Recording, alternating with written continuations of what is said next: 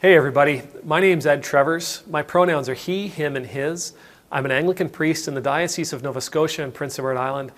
I get to serve in the beautiful town of Shelburne, Nova Scotia in the awesome parish of Church Shelburne that sits on the ancestral and on the unceded territory of the Mi'kmaq people. I give thanks for you all every day. I thank God especially for all that you teach me and all that you share with me in your comments and in your emails. So this is going to be kind of a rant. I don't have anything prepared for this. It's just some thoughts that popped into my brain as I was reading your comments the other day, and I wanted to offer this to you. I won't be sending anybody a bill for it. A couple of days ago, I did a video on the old fable, The Sword of Damocles, where, remember, the sword is dangling over somebody sitting in a throne by one hair of a horse's tail. And in that video, I offered something that reading the story reminded me of, something that it inspired me to talk to you about. And that was that I questioned the notion of whether or not there are actually swords hanging over us, whether or not there are actually things surrounding us that carry so much power that if they were to drop, we would lose everything. Right? Because it seemed to me that in our lives here in the Western world, we seem to go through our day continuously worried that the world is about to end. And that really, all around us, there are very, very few things that have that kind of power. Now, I'm not trying to reiterate what I said. I'm not trying to make my point. I want to talk about what came back in the comments because I was really amazed by it. What came back in the comments were a lot of people said, yep, great, that really made me think today. That's fantastic. Thank you very much. Grateful for that. I heard people in the comments reflect back at me what I was saying. But I also heard people telling me about the actual swords in their lives, the actual swords that they feel dangling above them in their life. I'm always, always thankful for your comments. I always learn so much out of them, learn so much from them. But today,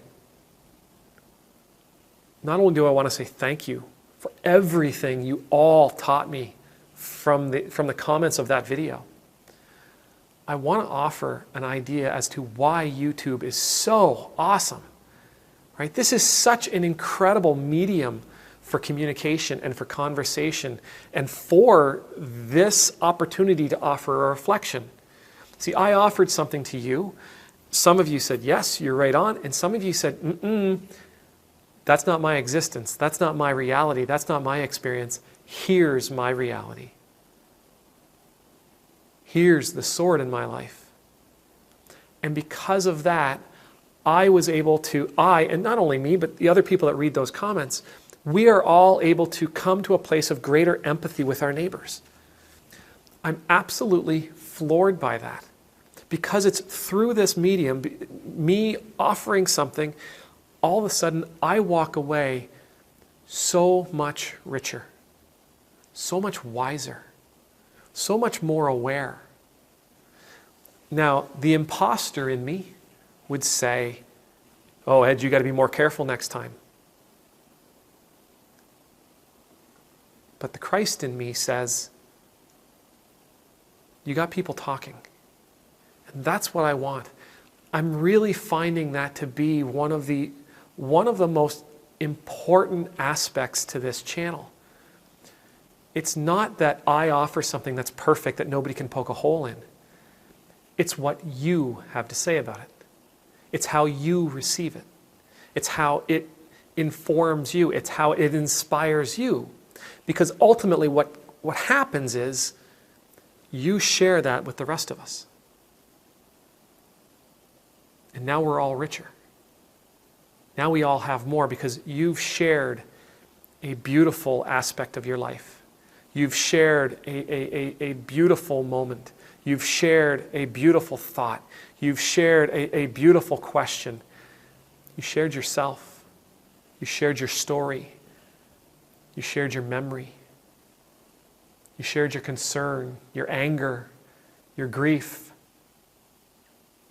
what I've found with communication, when you offer a thought to someone else, is that it's really important that you allow the other person to receive that gift and to do whatever they feel they need to with it. Sometimes they may say, yeah, I completely agree with you. Sometimes they will say, wow, I don't agree with that, and this is why. And they're able to offer you more information. And sometimes they're able to say, that made me think of something else. And that led me in this direction. And now, because you shared it with them, they're sharing this insight with you. Now all of a sudden you're able to go with them in that direction. This is how communication is supposed to work, I think. This is how a conversation is supposed to work. It's not necessary that everybody finds themselves in complete agreement with each other. What's necessary is that we all listen. And we take the information that is given to us. And we allow that information to inform us and inspire us in whichever direction we need or we feel we need to go. So thank you very much. Thank you very much for helping me grow in this direction. Thank you very much for giving me the opportunity to hear your wisdom, your words, your insight, your stories. Thank you for all of that.